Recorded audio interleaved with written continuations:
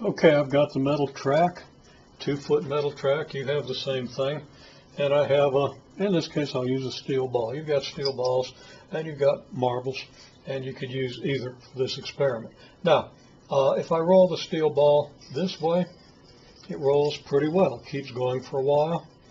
It eventually stops. If I roll it back this way, it rolls pretty well. Keeps going, eventually stops. This tells me that this surface is really pretty level.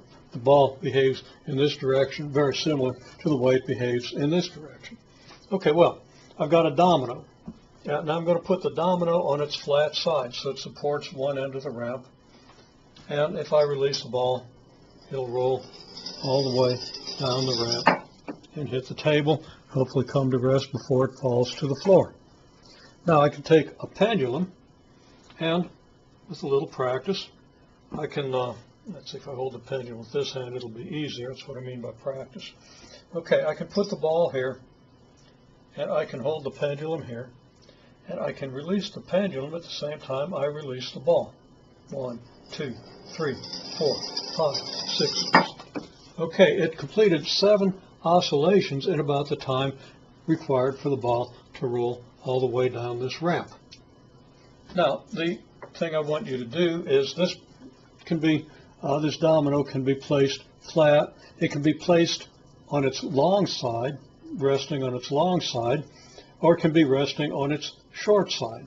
On its long side, it holds the ramp up this high, and on its short side, it holds the ramp up this high.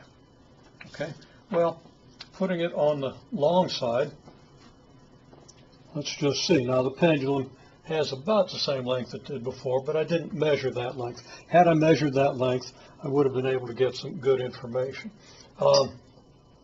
Okay, so here, okay, now I release the pendulum and I release the ball at the same time.